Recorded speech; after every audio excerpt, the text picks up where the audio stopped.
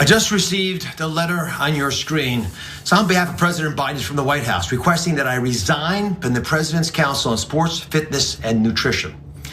It's beyond sad that Joe Biden would politicize such an important issue like health. In fact, let me offer a suggestion.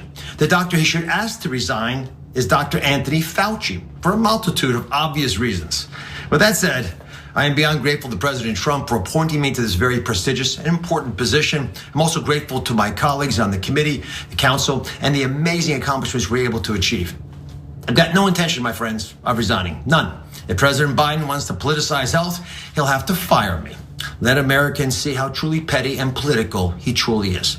I would think record high energy prices, a 40-year high with inflation, and the tragedy with Ukraine will be a more important priority.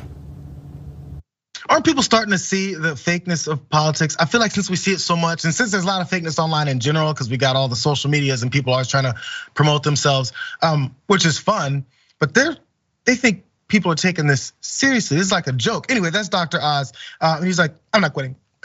It seemed very set up. I'm sorry, maybe it's just something I noticed. Anyway, so President Biden did, it is true, he has requested for both Dr. Oz and Herschel Walker to step down from their positions on the President's Council on Sports, Fitness, and Nutrition. Dr. Oz also followed up outside of that statement, the video statement there, with also a tweet. He said, clearly, Joe Biden can't be around anyone who doesn't completely fall in line with his fear-mongering, authoritarian, one-size-fits-all COVID handling. I'm proud of my service, and I will not resign. Not at all. So the White House showed their reasoning for this request for them to step down, and has nothing to do with COVID. He brought up Dr. Fauci all he could, for obvious reasons, as he said, which he won't give any of. Both Oz and Walker are running for the Senate as Republicans, as we all know. That's in Georgia and in Pennsylvania. A White House official confirmed that it is against the Biden administration's policy for federal candidates to serve on presidential boards. I feel like that should be more than just a Biden administration policy, it's probably a federal policy. But anyway, members of the President's Council on Sports, Fitness, and Nutrition are considered special government employees who, per the Hatch Act, which is a real thing, may not be candidates in partisan elections while conducting official government business. I think you could imagine as to why that's the case. You're running for office, especially in the opposing party, and you want to work within the president's cabinet, or at least on this particular panel here. And maybe you have certain information, maybe you have conflicts of interest, who knows? The good thing would be is just take care of your candidacy, since that's what you're running for. So we mentioned Herschel Walker as a part of all this. We heard from Dr. Oz. We've not heard from Herschel Walker. I wonder why. Let's look at a couple of headlines wondering where Herschel Walker has run off to. One says, Herschel is in hiding. Walker's US Senate campaign is a disaster thus far, and it's soon to worsen. From Savannah Morning News. Also, here's more details from that particular article, I think it is. Walker isn't so much running for US Senate as he is running from it. He won't debate his Republican primary opponents.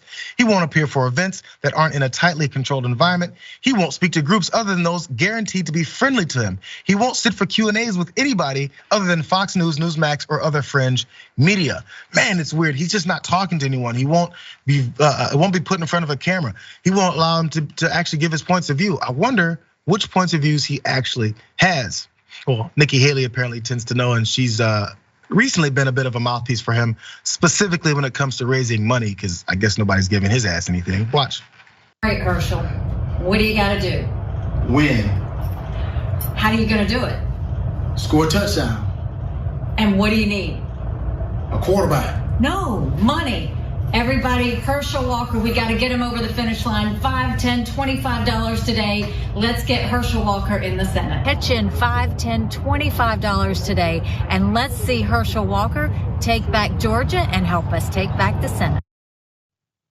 It's embarrassing, bro. It's embarrassing. So you have to, before they did that one-off back and forth of, what do you need, Herschel? I need to win. How you gonna win? I'm gonna score touchdowns. What do you do that? Quarterback? No, dummy. We need money. So don't let them play you like this. Even when I see these types of candidates that get played by Republicans to make them look dumb, and then just go along with it, I'm like, man, like at one point, I know you're trying to avoid being woke, but maybe wake up and realize what they're doing with you and to you. You are a piece in their puzzle game.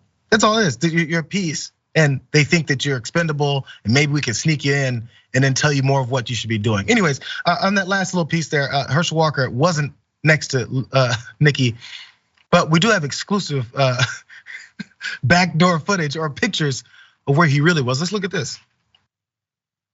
There's Herschel. There he is hanging out. Just in case she says the wrong thing, or he won't know the difference anyway. He's hanging out there making sure that she raises that money cleanly. Beautiful. Herschel for a US Senate, or maybe Nikki Haley, who knows?